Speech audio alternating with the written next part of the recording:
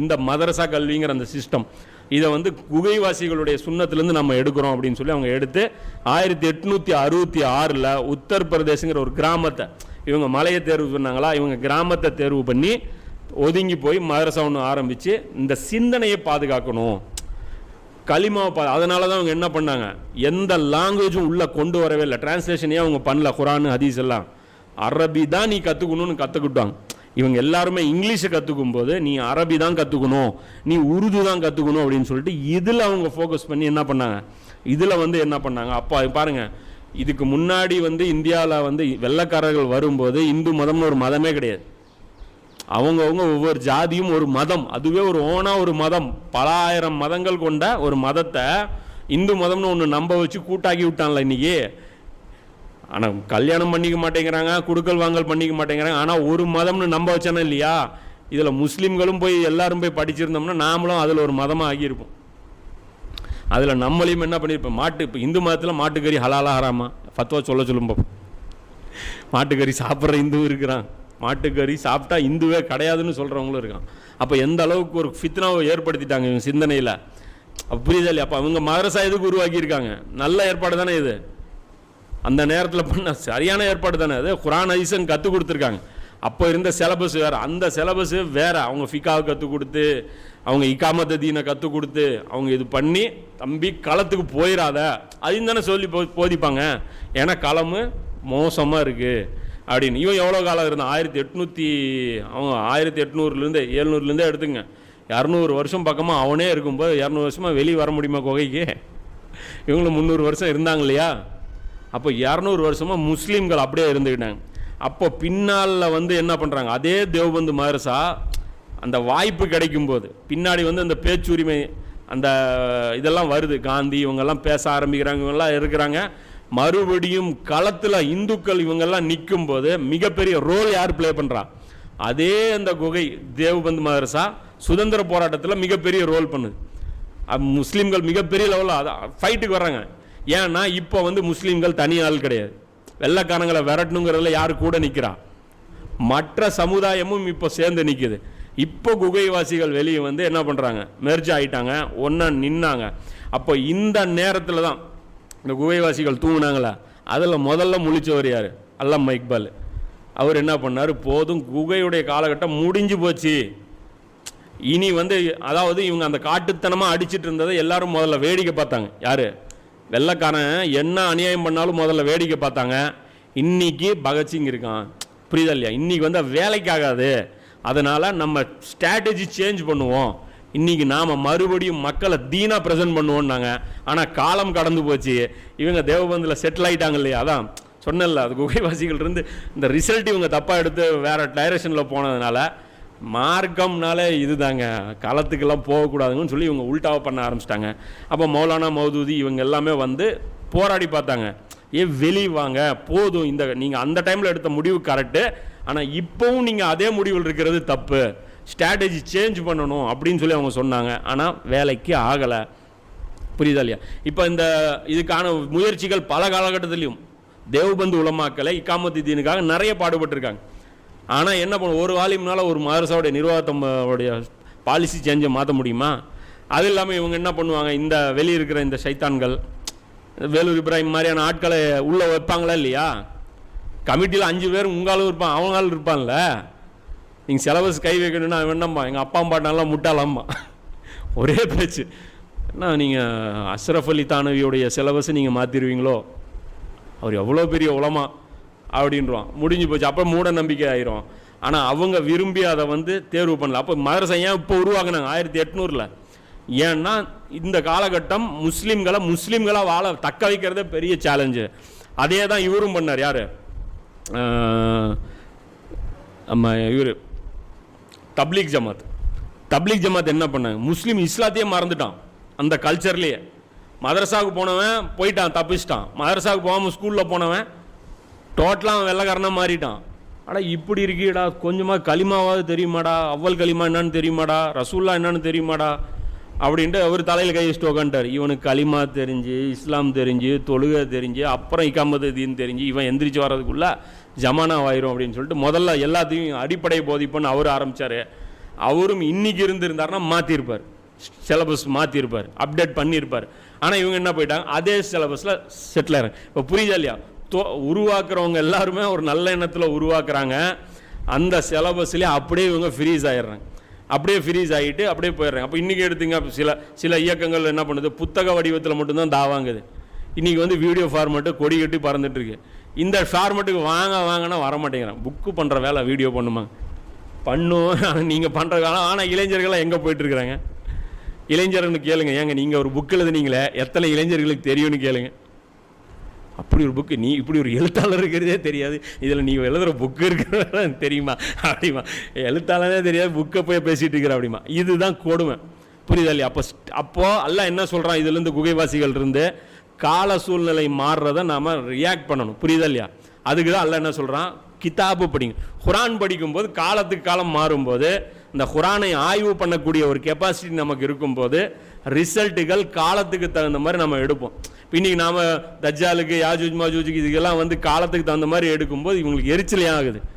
இப்படி தான் எடுக்கணும். இப்படி எடுத்தால் தான் அந்த காலத்தில் இருக்கக்கூடிய சவால்கள் என்னன்னு பார்த்து அதற்கு தீர்வுகள் நாம் குரான்லேருந்து நம்ம சொல்ல முடியும். அதுதான் அல்லாமா இக்பால்லாம் அந்த நேரத்தில் சொல்லியிருப்பார், முல்லாவுக்கு ஹிந்து மெஹ சஜ்தேக்கு இஜாசத் நாதாய சமஜ்தா ஹே இஸ்லாமே ஆசாத். அதாவது முல்லாவுக்கு இந்த ஆலிமுக்கு சஜ்தா செய்கிறதுக்கு அனுமதி கிடைச்சதுனால இஸ்லாமே சுதந்திரமாக இருக்குன்னு நினச்சிட்டு இருக்கிறான் முட்டாள் அப்படின்னு சொல்லிட்டு அல்லாமா இக்பால் தன்னுடைய கவிதையில் இந்த தேவபந்து உலமாக்களை பற்றி அவர் எழுதுறார். தேவபந்து ஆலிம் வந்து சொல்கிறாரு, அதில் ஒரு ஆலிம் எப்படி ஸ்டேட்மெண்ட் கொடுத்துருக்காரு தேவபந்து ஆலிம் அந்த டைமில், வெள்ளைக்காரனுக்கு எதிராக போராடக்கூடாது, ஏன்னா அவர் நல்ல ஆட்சியாளர், நமக்கு முழு உரிமைகளை கொடுத்துருக்கிறார், சுதந்திர போராட்டத்துக்கு ஹராம் ஃபத்வா கொடுத்துருக்கு. அப்போ அங்கேயே ரெண்டு விதமாக இருந்துருக்கு. அதே வந்து தேவபந்து உலமா வந்து காலாபாணியில் ஜெயிலில் எத்தனை பேர் இருந்தாங்க, எத்தனை பேர் தூக்கில் யூபியில் தொங்கப்பட்டாங்க, அதுலேயும் பாடுபட்டுருக்காங்க. அதாவது தேவபந்துலேயும் அங்கே ரெண்டு பிரச்சனைகள்லாம் ஏற்பட்டிருக்கு. அதில் நிறைய விஷயம் இருக்கா. இப்போ இன்றைக்கி அந்த மத பிரிவுகளையும் இவங்க என்ன பண்ணுவாங்க, கையாளுவாங்க. இப்போ வஹாபிசம் பிரிவு யார், வெள்ளைக்காரர்களால் உருவாக்கப்பட்ட ஒரு பிரிவு. அந்த பிரிவு தௌஹீதை பேசுவோம், எல்லாம் பேசுவோம், ஆனால் அவங்களுக்கு தேவையான ப்ரொடெக்ஷனுக்காக அது உருவாக்கப்பட்ட அந்த பிரிவாக அது வேலை செய்யும். இப்படித்தான் என்ன ஆயிடுச்சு, துறவரங்கள் உருவாகிறது இது எல்லாமே. அப்போது இந்த குகைவாசிகள் அந்த சூறாவுக்கு வருவோம். நீங்கள் நபியே, நீங்கள் அங்கு சென்று பார்ப்பீர்களானால் சூரியன் உதிக்கும் போது அவர்கள் இருக்கும் அக்குகையின் வலது பக்கத்தில் சாய்வதையும் அது மறையும் போது அவர்களின் இடது பக்கத்தை கடந்து செல்வதையும் நீங்கள் காண்பீர்கள்.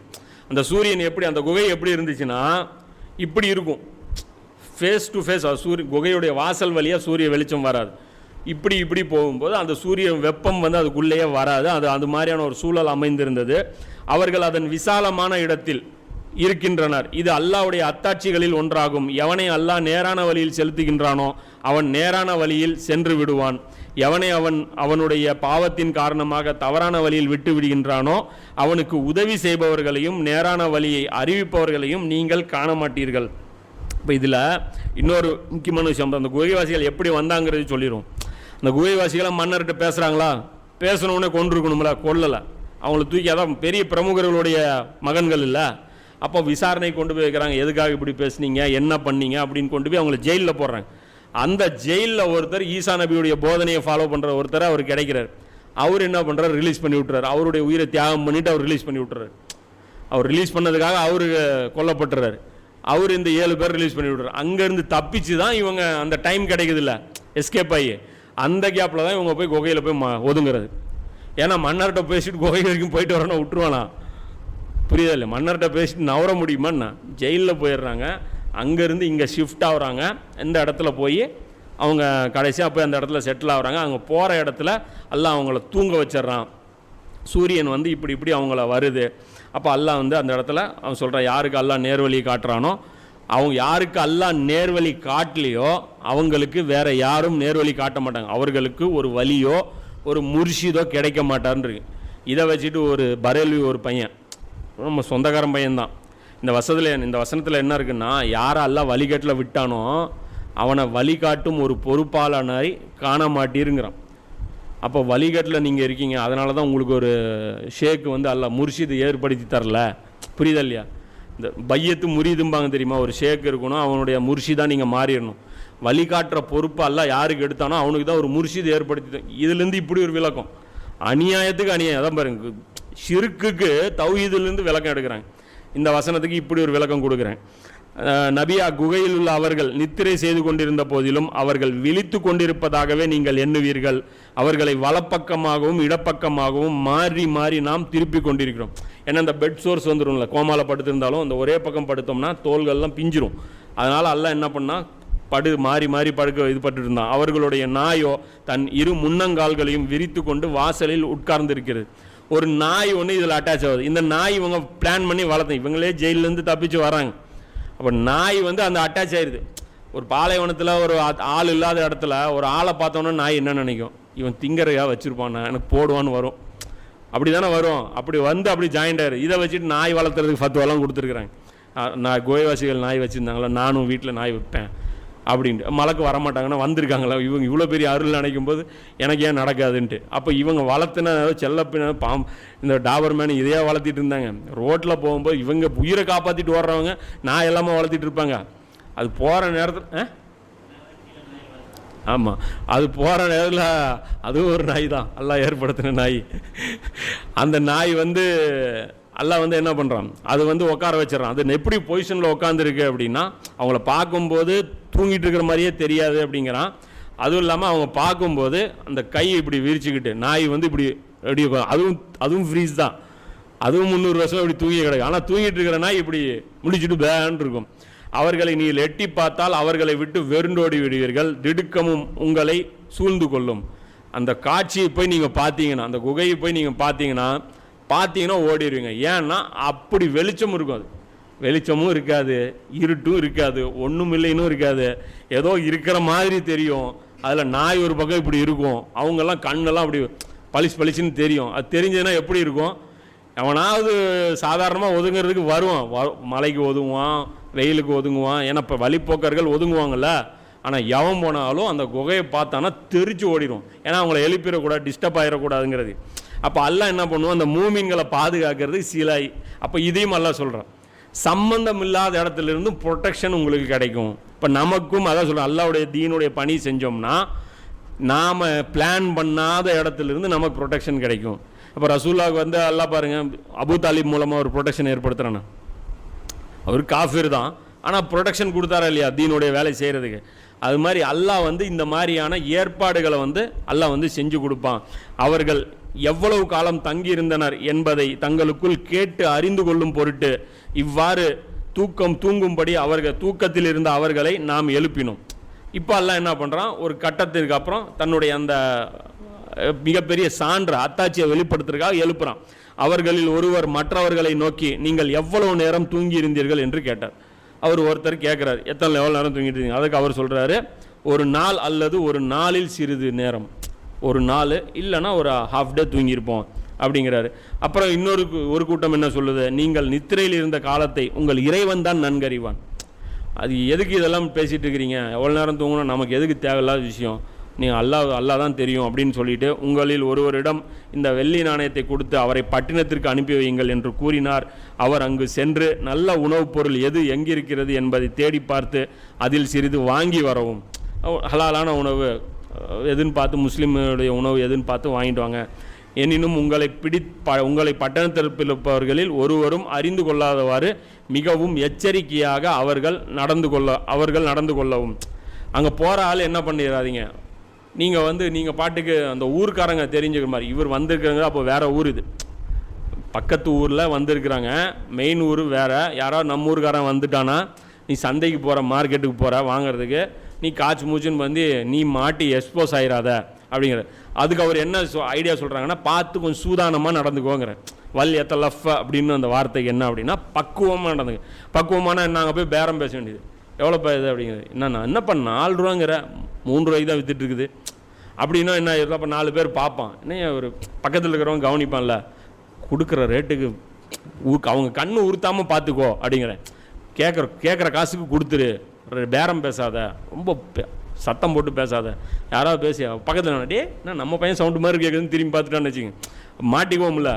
அது மாதிரி நம்ம அப்படி தானே மாட்டோம். நிறைய இடத்துல மார்க்கெட்டில் போவேன், பாய் உங்கள் குரல் கேட்டுச்சு திரும்பி பார்த்தேன் அப்படிமா, அதுலேயே மாட்டிக்குவாங்க அப்படிங்கிறதுக்காக அவர் சொல்கிறாங்க.